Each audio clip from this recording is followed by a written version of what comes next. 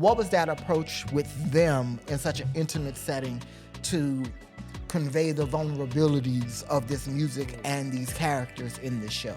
You know what was interesting about this? Because we talked about it, because the music for this show didn't necessarily live anywhere, right?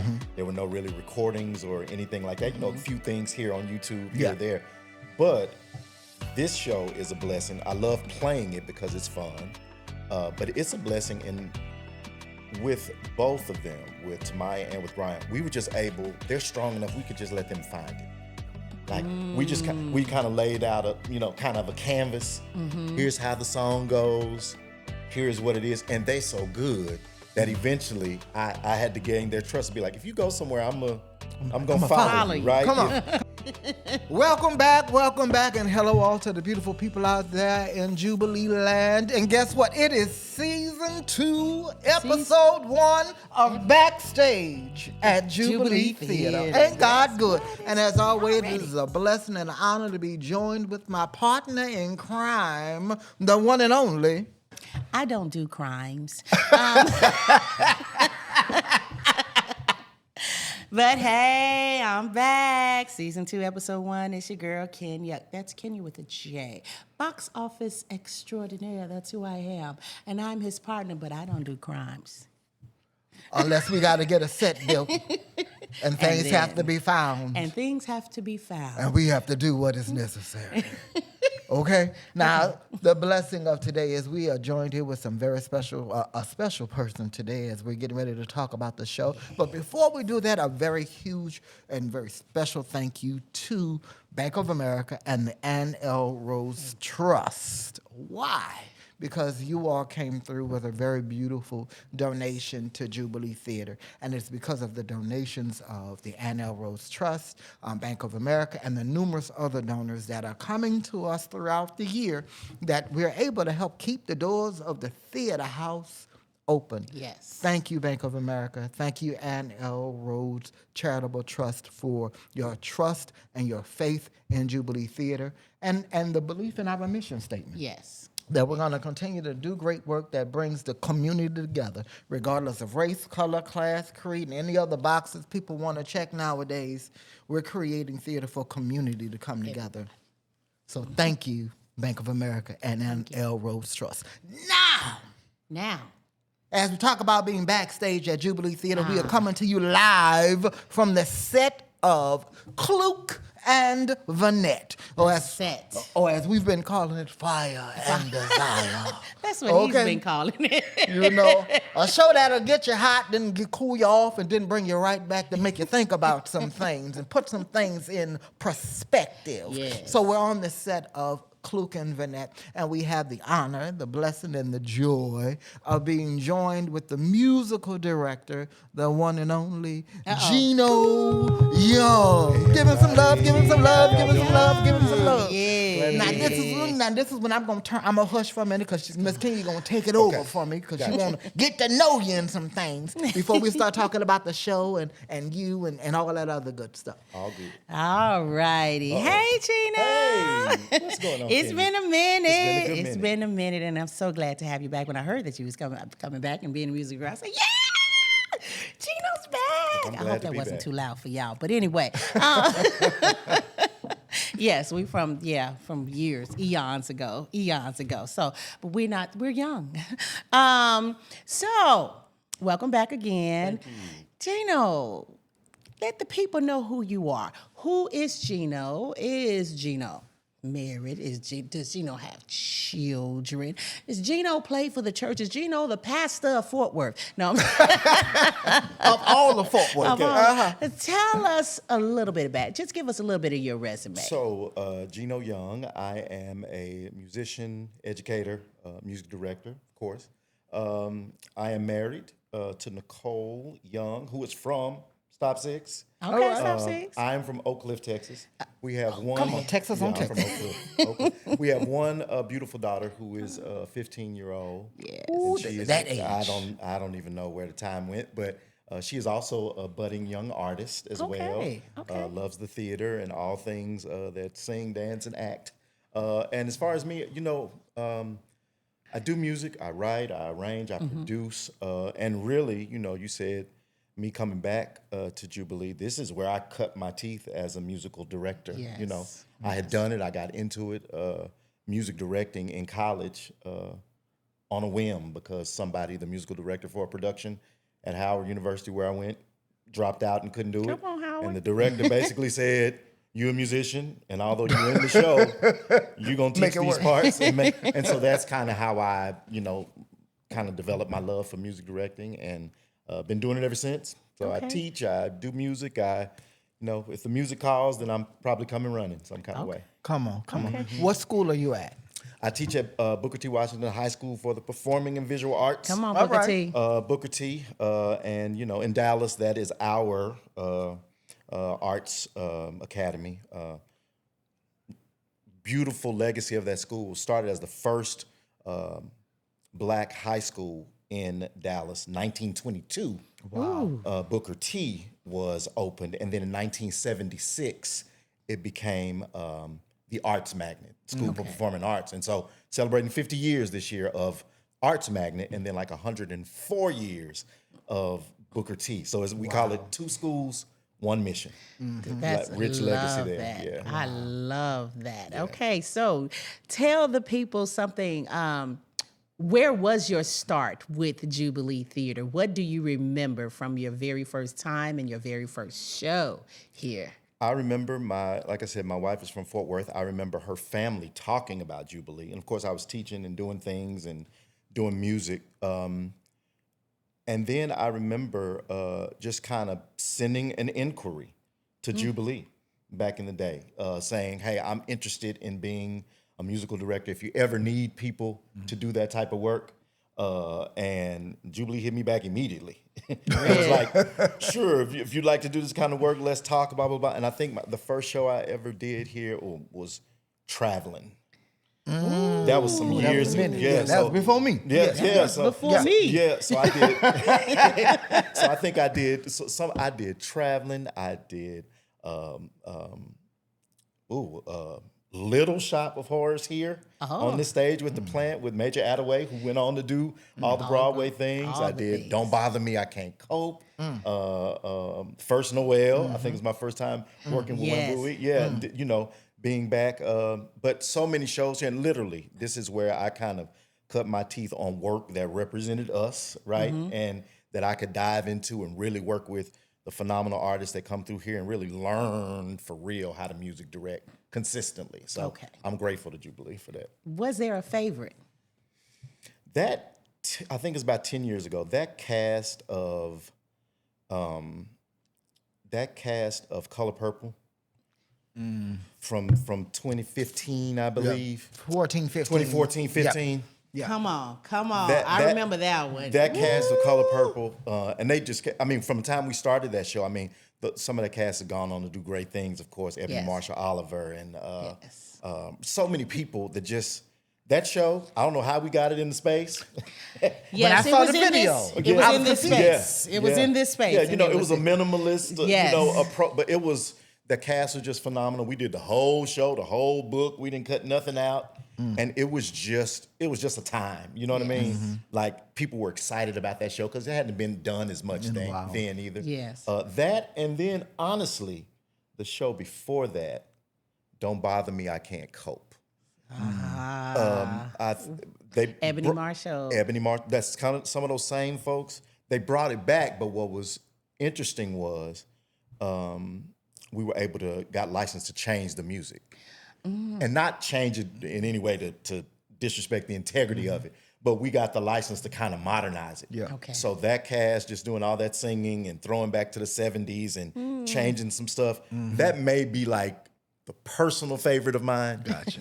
You know, to work on, but my favorite show, I think, was that Color Purple cast about 10, 11 years ago. All cast. It was. I remember seeing the video of it. It was a cast of 22 actors. Yes, it in was. this, and I was like, when I saw it, I was like, where were, like, y'all had to have making costume changes in the back hallways, the bathrooms, the hallways, everywhere. We were everywhere. Bless y'all hearts. We were everywhere. But it was fun. It was fun and a wonderful experience. Yes. And it really ended up becoming a resurgence for Jubilee Theater at that time, because we were going through, you know, another growing change Yes, at the time. indeed. We were really at the time getting ready to switch over from one. It wasn't me from one AD to another AD, and then that was when Christy Howard, the managing director, had really started to come in. Yes. So there was a lot of structural changes happening in the organization, and that show really became like a breath of fresh air for the organization to kind of say, look, we're still here and we're still relevant, you know, and to be an organization that's 46 years old. You know, every now and then you just gotta dust it off and say, "Look, we're still here. We're not going We're nowhere." not going Indeed. nowhere. That part. I got probably one more question. Okay. What would be your favorite show to do if you could have that show brought to Jubilee Theater? Black, white, indifferent, it don't matter. You know what? And this is in a particular vein, but I would like to see.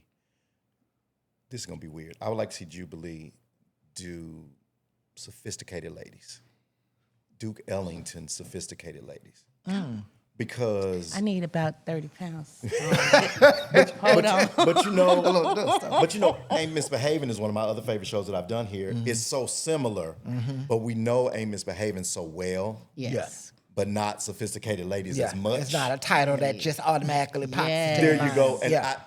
I don't know why that show has been on my mind, but I think it would be beautiful to see here. I could think of some others, but that's just one that popped to my head first. Okay. Come on. Kind of expose people to sophisticated a little bit would be a thing. Okay. We putting that in. I put it on the list. I put it on, and she slide her imaginary list to me. The little playlist. Yeah. She planting seeds over here. Plant seeds. 30 pounds come off. Y'all don't see me on stage. I quit. Indeed. Question, good sir. For you as a full-time teaching artist Indeed. and artist, how important is it for you that you have your kids, your students see the work that you do and demonstrate for them what the balance of being an artist is, you know? That is so important. I think sometimes teaching artists who are, very active in their career and successful, sometimes they tend to hide it, right? Or they tend to kind of leave the work that they do kind of aside and say, let me just teach you. But I think our students, especially because I get to work with students who want to be in the arts, and so directly them seeing the realities of work, the realities of process, that's my word for my students this year. A lot of them love the thing. They love the singing. They love the dancing. The final product. Yeah, they love the final product, but they don't know the process yet. Yeah. And they wouldn't in times because they're young. But I think it's important that they even see me go through process. For example, at school now we are doing Shrek as an all-school musical. Just something fun where the kids can play, where they can imagine, and anybody can play anything. We're kind of doing that thing. And I think they're watching me music direct and work with the band, work with the orchestra. And I think it's important for them to see me and with the director discuss and talk about score and talk about cuts and talk about who fits here and why we're doing this. And so they get a greater understanding of what it really takes to work professionally wherever, in whatever vein. But they also get to decide a couple things if they really want it because they see how much work it is. Yes. And another thing they get to see, I believe, from your directly from your question is they get to see other career paths. Yeah. When they of course you want to act, you want to sing, you want to dance. But when you actually get the spark that there are other things that you can do, some of them fall in love with lighting from an experience of not getting a role. I didn't get the role this time, and now I'm working I'm crew, in that booth. and then you see them kind of lock on and say, Yes. oh, I really kind of like lighting and staging and build. So to answer your question a long way, I think it's so important for them to see their teachers as teaching artists do the work, fail forward, have to fix things. Mr. Young ain't perfect. I love that. I messed up. I taught you. Wait a minute. Let's switch these. So I think it's important for them to see that as they try to access their future in the arts. Yeah. I love that. Come on, failing forward. Hey. Feeling forward. And I think, Yes. as somebody who, I'm not in the classroom no more, but I did it for 13 Bless you. years. Yes, it's a blessing. He blessed me right out the classroom, I know Lord. that's right. But one of the things I think the school system is fearful of is allowing students the opportunity to fail. I think I've learned my best lessons from failing. Agreed. And when we take away that ability for them to fail, or we always want to soften the blow, then we take away that true life learning opportunity. Because at least in the school system, there's the net that can catch you. Indeed. But once we get you out of the school system, we got you out in the real world, and you fail for real, and life slaps the hell out of you. There's nobody there to catch you. You talking. And now you're mad at the world because nobody let you fail before. Because all you got was a participation award. Don't you say? Honestly, There you go. you're not getting me in trouble. You're not getting me in Well, trouble. I said it, I'm a mother, and also in the teaching field used to be. Yes. So, you have to do the work. You have to part. do the work, not just participate and be there. Show up. I was Do here. the work so you'll know Indeed. what happens if I do the work and don't do the work. Yeah. Y'all talking my language. That's Come it. And as we transition from your high school students to now, when you're at Jubilee Theater, when you're at Circle, Stage West, and all the other theaters you get a chance to work with, now you're in that hybrid where you have the actors that can read music, the actors who are just not learning, this craft. How do you balance or even the temperature of the room when you're working on a 12-person musical and everybody's talent is at a different level? Yes, I think both of y'all know from being former teachers that classroom experience then comes in handy because you're used to working with different skill levels. Now, the one thing I do musically is, and I'm careful of this because I do music all the time, so I'm reading music. Yes, I read music. I've been trained. But academia is not the only training ground. Yep. And so just because I have a master's degree, right, it does not mean that that's the only training ground. Some folks, and it can depend on the show, right? Sometimes we need some people who can read music to have that, let's say we're doing a Don't Bother Me, I Can't Cope, or Color Purple, or Ain't Misbehaving. We need you to have been trained in the conservatory of the church. And it's a different feel, a different swing. So that doesn't translate into music. There you go. Yeah. So sometimes what that actor, what that vocalist is bringing is not on the page, and that's exactly what we need more than you reading the notes. So I think as a musical director, you have to be, amenable, you have to be flexible, and you have to be willing to spend the time to get the individual actors where they need to be. Right. If that's extra time, if that's plunking tracks a little bit more, if you have license to, if that's changing some stuff, if that's simplifying or advancing it. Oh, everybody in here can sing. Everybody here can hear. We ain't got no problems with nobody singing off key. Let's go there. Technique. Let's go. Right. Yeah. Let's invert these parts. So I think all of that, as a music director, you just have to know the skill level and be willing to spend time making everybody feel comfortable because we will have different skill levels, but sometimes the raw essence of the thing is what we need more than sometimes I got to get you off the page. So get that classical sound out of you. Yes. Sometimes you can get an artist who sounds beautiful, but you can hear the training in their voice. Exactly. Yes. And right now, I just need you to sound like somebody who's in pain or somebody who's in love or somebody who's fighting for something. So take the classic out your voice. Indeed. That's what we're focusing on with our kids at school, back to that, professionally. And our kids come in with so much skill, and I know y'all as directors, what does the character need right now? Yeah. Exactly. I know you can hold the prettiest note or do the prettiest riff, but would your character in pain do that right now? I know, do it one more time because it sounded good. But is that what your character? So let's make a different choice. So just spending time, knowing people and getting them where they need to be is paramount.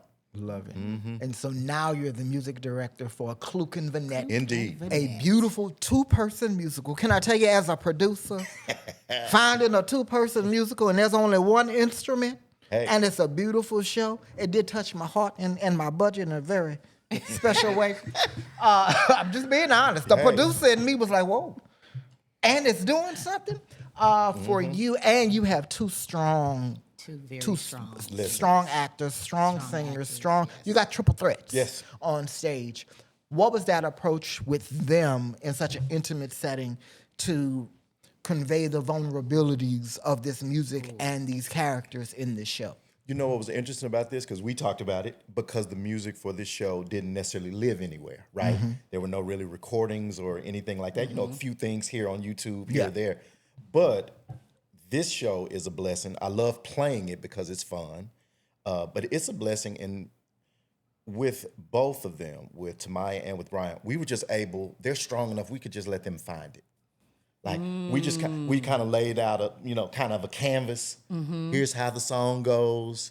Here's what it is. And they so good that eventually I had to gain their trust to be like, if you go somewhere, I'm gonna follow you, right? Come on. If you go Like the somewhere, church, you just go there, pastor go there. It's that, and and all three of us are familiar from that world, right? So we could kind of go there if you want to hold them no longer. If we change a little of the inflection or the things there, there was some stuff that I think there's like one song 11, where I looked at it and I was like, that can't be what they meant for it to be. Like on the page. In that moment, yeah. Yeah, I looked at it, and so, Tamaya with her ears, she just started singing something one day, and I was like, keep that. That's what we're gonna do. So with Klook and Vinette, since it's so intimate, we just found each other. And we still do it. That's why it's fun to play every show, because they may do something different and I'm able to go with them, or they can go with me, or I start playing a little bit earlier if I sense something, or a little bit later. So it's just a beautiful thing to be working with artists like them, because it just How does awesome. How does it feel to be on the set? And not in the booth, hiding in the corner somewhere. Hiding somewhere. Because I never have to be on the set ever. But I think for this show, it does feel good, because I feel like a part of it, right? Okay. I feel like a part of the action. You are, but it took till open. I think it took till like maybe Sunday show. No, it was Saturday show. I told them I was finally able to watch y'all. I felt comfortable enough, and I found myself. Yeah, I felt comfortable enough. I found myself at one point. I laughed, and I was like, you know what?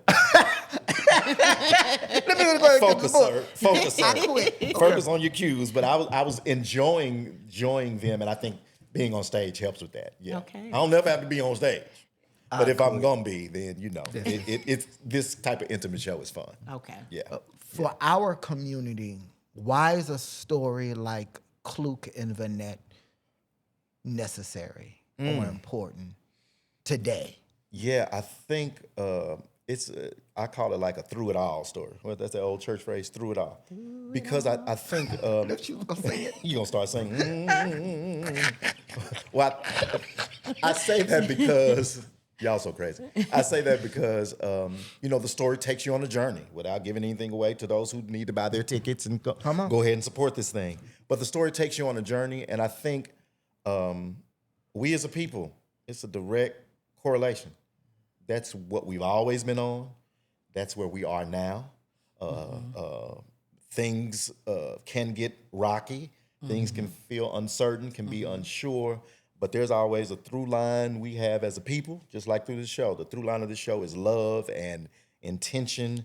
And I think that mirrors what we are as a people.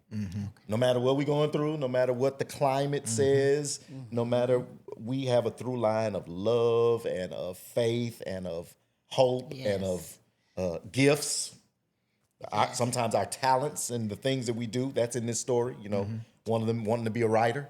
All of those things just kind of shine through. Yes. And I think it parallels the love story between these two people and our people. Yes. Yeah. So. Okay. And it's also that parallel, that necessary need for us as a community to make that conscious decision to say, no matter what, we're going to move forward together. We're going to find our balance together. And it's about that act of working it out together that makes it whole and helps us to avoid, there's always that fear of who's about to get off the ride. Exactly. Hold 1 second. I'm about to open the back door.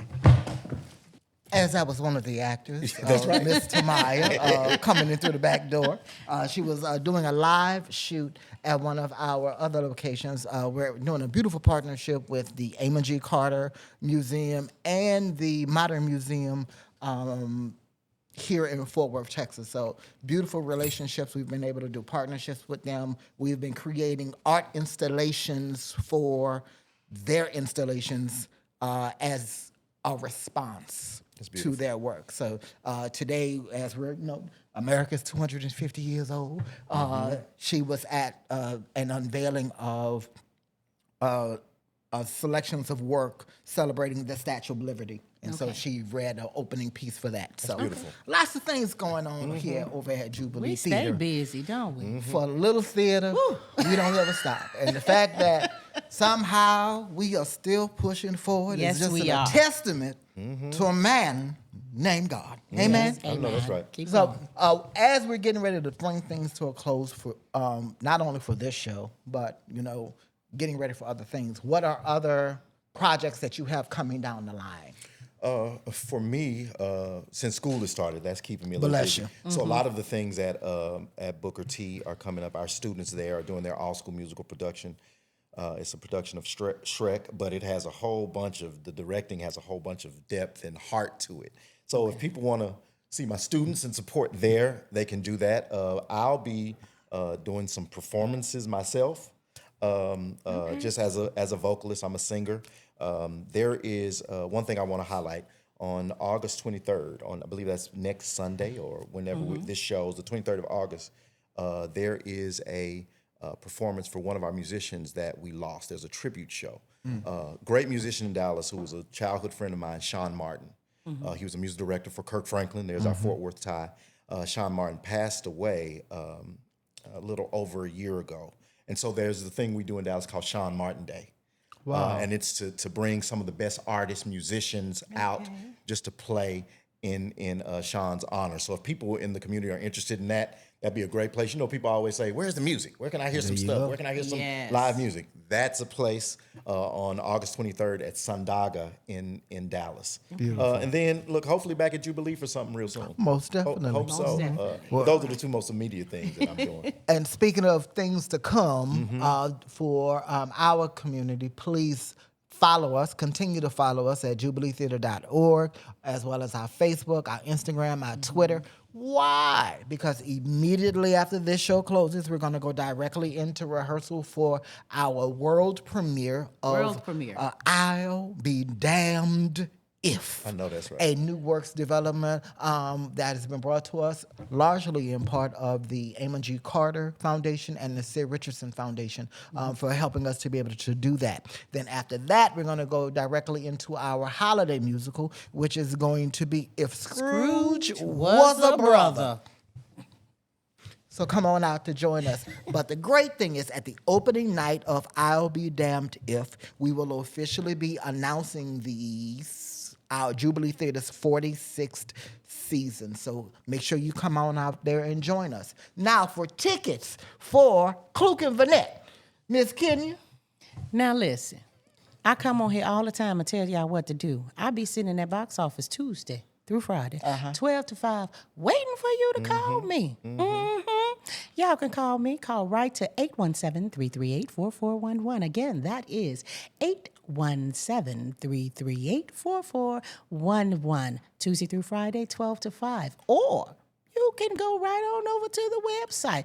It's plenty of things on there at jubileetheater.org. That's JubileeTheatre.org. You can find plenty of information right there. But if you don't want to do that, click, dial the number. All right? I'll be waiting for you. Get your tickets. Klook and Vinette, I'll Be Damned If Scrooge Was a Brother. All the tickets, you can get them through me. Come on. Lastly, beautiful people, as we get ready to conclude, thank you so much. Season 1 of Backstage with Jubilee Theater was a beautiful success, and I'm so grateful to be able to be doing Season 2. And in this new season, be on the lookout for a new look, a new feel, some other surprises along the way. I might get some new hair. Not new hair, Lord. Not new hair, Lord. Just be on the lookout for great things to come from Jubilee Theater. Most urgently, that is about to happen is please be on the lookout for, what is it called? North Texas. North Thank you. Texas North Giving Day. Texas Giving Day. Now, we'll probably do a whole episode just called North Texas Giving Day. Now, break out in song for you. We have That's this the really day. big day coming up. It's a really big day. North Texas Giving Day. North Texas Giving Day. Giving Day.